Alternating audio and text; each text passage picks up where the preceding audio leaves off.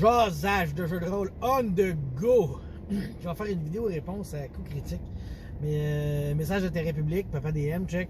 Ça c'est mon c'est le socle là, que je te parle. Fait que si tu trouves que ça vibre pas tôt, là, achète le même. Il est A1. Bon, la réponse à la question, c'est la question de ce week-end. Je suis à jour, mettons. Fait que c'était de parler d'un moment stressant dans une partie. On va vous en parler de deux moments stressants. Un que j'ai vécu, puis un que j'ai fait vivre, ok? J'en ai deux, je vais parler dans le passé, mais tu sais, ça fait tellement longtemps que je vous parle que des fois, on va se répéter un peu, mais il y a des nouvelles oreilles qui arrivent, puis ils n'ont jamais entendu ce que je vais dire.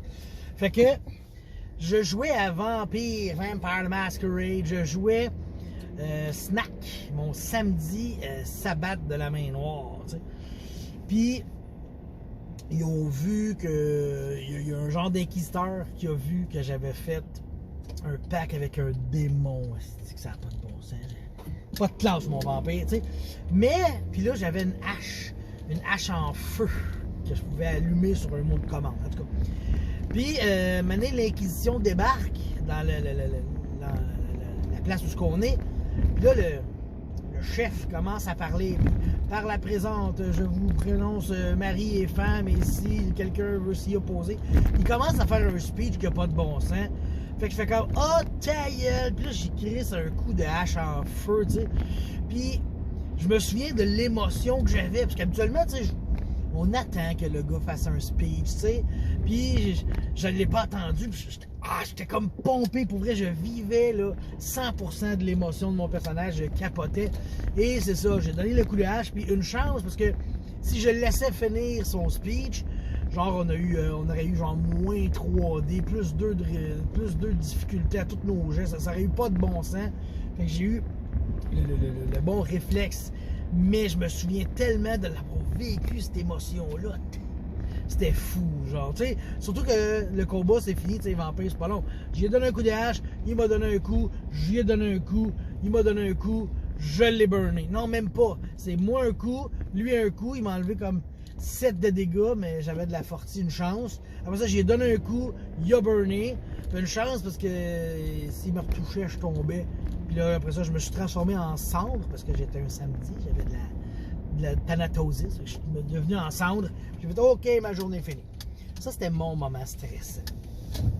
Les moments stressants que j'ai fait vivre, c'était une aventure. Tu sais, quand tu achètes des livres, là, je sais même Heroes of Horror, puis tout, de Donjon 3e édition. Il me semble que c'est Heroes of Horror. Il y avait une petite aventure, c'était une sorcière qui kidnappait des enfants. Puis là, je la fais jouer à des joueurs.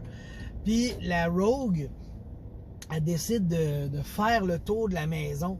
Puis là, elle fait son jet de stealth. Là, elle fait le tour. Elle dit, je vais regarder par les fenêtres. Qu'est-ce qui se passe, t'sais. Puis là, j'ai dit, parfait. Fait que là, elle fait son jet de stealth. Puis tout va bien. Elle fait le tour des fenêtres. Elle se promène, t'sais. Puis là, maintenant, elle arrive, vous avez une fenêtre. Puis là, je dis, là, tu vois comme des enfants à une table qui sont en train de manger un ragoût quelconque, tu sais. Puis là, j'ai dit, là, genre, tu regardes, un moment donné, tu vois bouger du coin de l'œil, tu te retournes, puis là, tu vois une face apparaître dans la fenêtre, tu te recules juste à temps, puis c'était la sorcière. La face de la sorcière est apparue, elle a comme regardé dehors, tu sais. Mais elle avait réussi son jet de stealth, fait qu'elle s'est pas fait voir, mais je me souviens, la joueuse, elle a fait le saut à stick, puis son chum, il était comme... c'était malade, c'était pas des joueurs... du monde qui joue tout le temps, là. Fait qu'il était quand même relativement nouveau. Fait que l'émotion de là, ils l'ont vécu, là, puis c'était tellement cool. J'étais content de faire vivre des émotions à des joueurs. Pour vrai, je veux dire, je pense que j'ai tellement joué avec des joueurs, les mêmes joueurs, fait que c'est pas des émotions qu'on réussit à retrouver souvent. Fait qu'avec des nouveaux joueurs, ça a marché, tu sais, puis parenthèse, tu sais, dans la chose, c'est un moment stressant. Dans cette... pas dans cette même partie-là, mais un des joueurs que j'ai pris dans une autre game aussi, tu sais, lui, c'était un moment émouvant.